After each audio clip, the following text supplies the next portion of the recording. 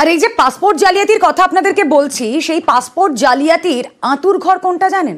Passport সেবা কেন্দ্রই। কেন? আসুন কিছু ইনফরমেশন আপনাদেরকে দিই, যে ইনফরমেশনগুলো থেকে আপনাদের কাছে বুঝতে স্পষ্ট হবে। ভুয়ো নথি দেখিয়ে পাসপোর্ট, বেশিরভাগ জালিয়াতি তৎকাল পাসপোর্টেই হয়। কেন? ভুয়ো নথি দেখিয়ে পাসপোর্টের আবেদন করা যায় এবং তৎকাল পাসপোর্ট পাওয়ার পর ভেরিফিকেশনে গড় হাজির। দেখুন, এই যে আতুরঘর সেবা কেন্দ্রকে আমরা বলছি, এখানে টাকা দিলে হাতে হাতে পাসপোর্ট, পুলিশ ভেরিফিকেশন তাই হয় না। তাই এবার সেবা কেন্দ্রগুলোতে নজর রাখছেন তদন্তকারীরা। পাসপোর্ট জালিয়াতিতে বেশ কয়েকজন পুলিশের জালে স্পষ্ট হয়ে গিয়েছে বাংলাদেশ যোগ। তদন্তকারীদের নজর এখন রাজ্যের বিভিন্ন পাসপোর্ট সেবা কেন্দ্র এবং পোস্ট অফিস পাসপোর্ট সেবা কেন্দ্রে, কারণ তারা জানতে পেরেছেন বেশিরভাগ ক্ষেত্রে জালিয়াতি হয় তৎকাল পাসপোর্টের ক্ষেত্রে।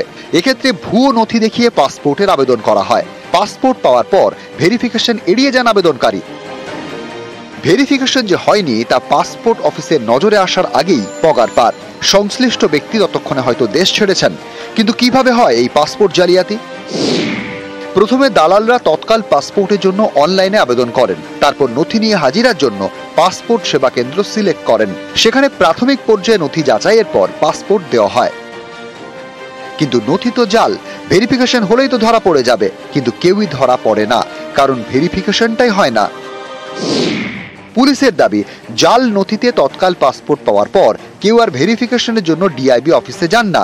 দায়িত্বপ্রাপ্ত আধিকারিক রিপোর্টে লিখে দেন ভেরিফিকেশন নট ক্লিয়ার্ড, অর্থাৎ ভেরিফিকেশন হয়নি, কিন্তু আবেদনকারীর হাতে এর আগেই পাসপোর্ট পৌঁছে গিয়েছে। এ তো গেল তৎকাল পাসপোর্ট জালিয়াতি। এবার দেখুন সাধারণ পাসপোর্টে কিভাবে জালিয়াতি হয়। সাধারণ পাসপোর্টের ক্ষেত্রে বেশিরভাগ সময় প্রাথমিক নথি যাচাই হয় পোস্ট অফিস পাসপোর্ট সেবা কেন্দ্রে। এক্ষেত্রে ভেরিফিকেশনের জন্য ডিআইবির হয়ে আবেদনকারীর বাড়িতে যায় পুলিশ। দালালদের পরামর্শে পুলিশ কর্মীর সঙ্গে দেখাই করেন না আবেদনকারী। বাড়ি থেকে জানিয়ে দেওয়া হয় পাসপোর্টের আবেদনকারী বাইরে আছেন। এক্ষেত্রেও পুলিশ কর্মী রিপোর্টে লেখেন ভেরিফিকেশন নট ক্লিয়ার্ড, আবেদনকারীকে তাঁর ঠিকানায় পাওয়া যায়নি। এর পরের খেলা হয় পাসপোর্ট সেবা কেন্দ্র বা পোস্ট অফিস পাসপোর্ট সেবা কেন্দ্রে। সেখানকার কর্মী বা অফিসারকে টাকা দিলেই হাতে পাসপোর্ট। অফিসের লেনদেন নিয়ে কোনো কথা হয় না। দালালি আগে স্লিপে লিখে দেন যে কাকে কত টাকা দিতে হবে, সেই মতো ফ্যালো করি, পাও পাসপোর্ট।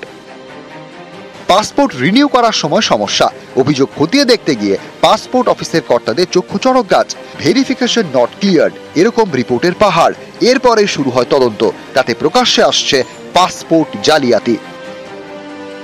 নিউজ 18 বাংলা।